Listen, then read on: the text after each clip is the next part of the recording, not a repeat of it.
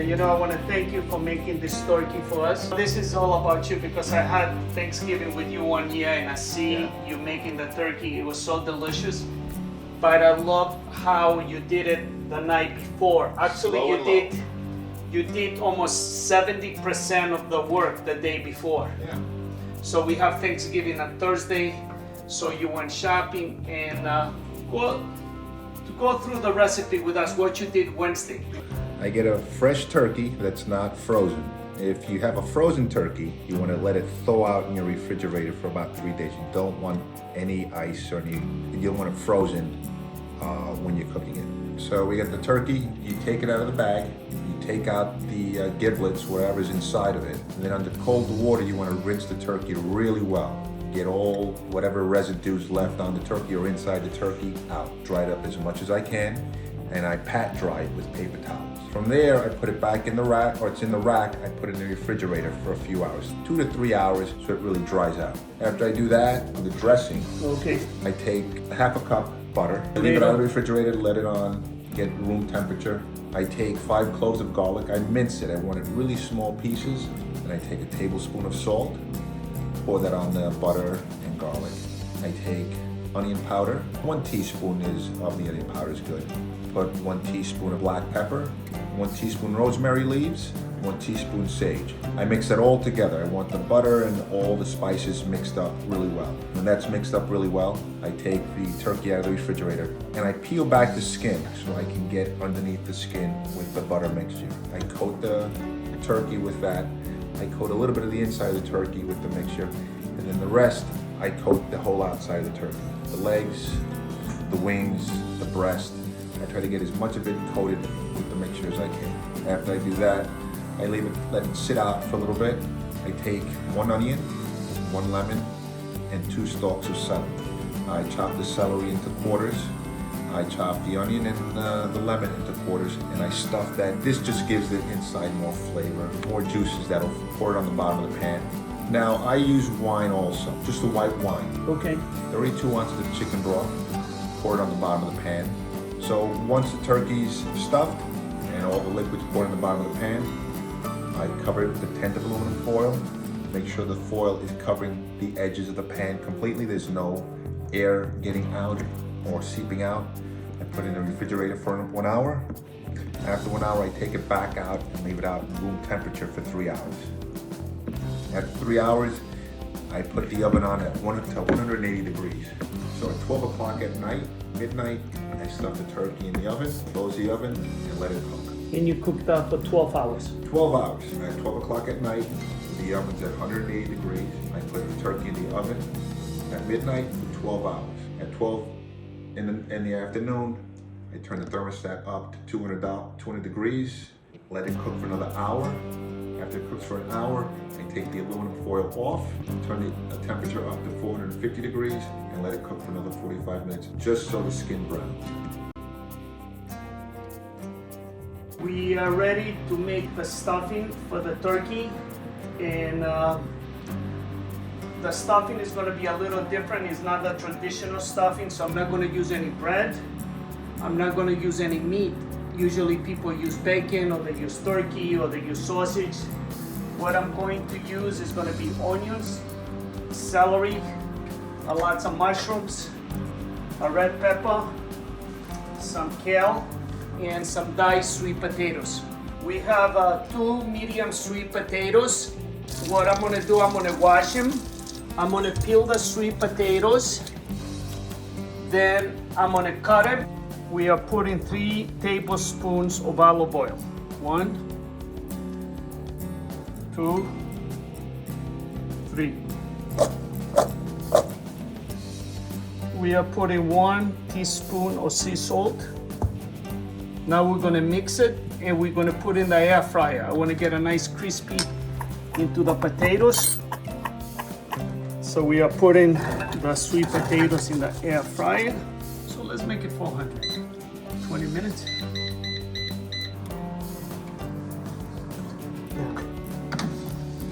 Okay, so the diced sweet potatoes, they've been in the air fryer 20 minutes.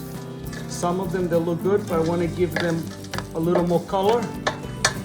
We're gonna mix them up and put it back. Yep. To 400. Let's do it. 12 minutes. Yeah, boom.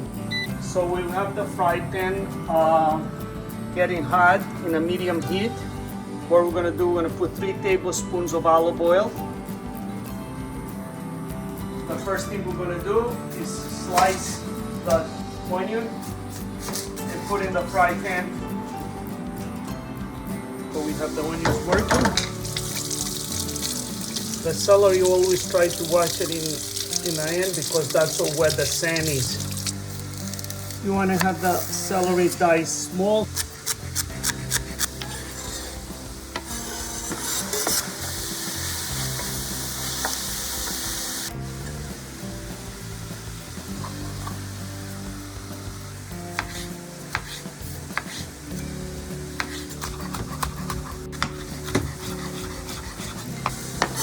Beautiful color. Okay. Kale, I'm gonna cut it real small. So all together we'll probably have 1, 2, 3, about 5 cups of pressed kale.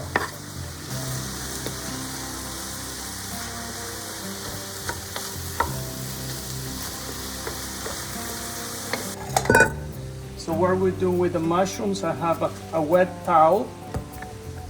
And then just clean the mushrooms. I don't want to wet the mushrooms. The mushrooms usually have enough water, so you don't want to add more water to the mushroom. That's the reason why I'm cleaning it with a wet paper towel.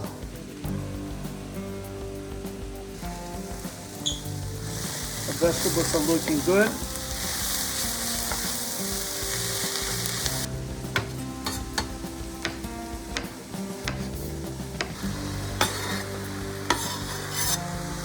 We're going to use a little more olive oil after we put everything because only 3 is not enough. You see, we didn't use any chicken stock or any meat stock on the stuffing. The flavor, you're going to get it from the fresh onions, the peppers, the celery, and the garlic. More flavor. The diced sweet potatoes, they're ready. So we had them for another 12 minutes. And now we're gonna put it on the top of the stuffing. Who needs bread when you have sweet potatoes? What I see is a bowl of health with a lot of flavor. Now we're gonna top it off with 3 more tablespoons of olive oil. 1, 2, 3. Salt, but it's up to you, it's option. If you like more salt, you like less salt, 1 tablespoon and a half. So we have a half a teaspoon of dry thyme, half a teaspoon of dry sage, rosemary. Wait 1 second. Now we're just gonna let it simmer for like 20 minutes. We're gonna let all the flavors mix together. Let's check our stuffing. It's been 20 minutes in simmer, and I think we're ready. Everything came together. All right, we're gonna shut it off, put the lid on it, and we are ready. So we're making nice Spanish rice. Nice Spanish rice. So we're rinsing out 2 cups of rice. What do you got there, Paul? We got pigeon peas. In Spanish is gandules verdes. It's good you wash them, get the extra salt Get the off. salt off. I always like to wash the beans. 1 tablespoon Olive oil, of right? olive oil in. That's a special flavor, Paul. This is the sofrito. Any Caribbean will use some sort of sofrito to cook with. It's green pepper, red pepper, cilantro, Yes, fresh onion, peppers or- garlic, fresh pepper. Pepper, so you got green and red. Green and red, Okay. some tomato paste, Or some people just use tomatoes, like 1 tomato, an onion, garlic, lots of garlic, and you put it in a blender. And it gives you a lot, so what a lot of people do is freeze it. So this is the 2 ingredients you're adding to the rice before we put the rice. We're gonna add Spanish flavoring. This is a beef bouillon. We can use beef or chicken. I like beef just to give it a different flavor.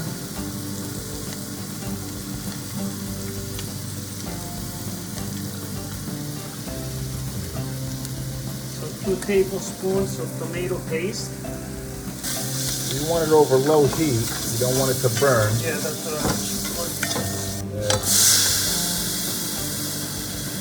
Peas. what is that?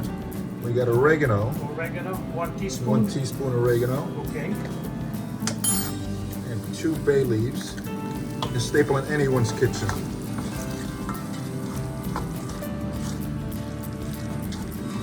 So now we're going to add 3 cups of cold water. Cold water in. We can turn it back to high because we want this to boil. Now that's boiling. It's time for the rice. Time to put in the rice.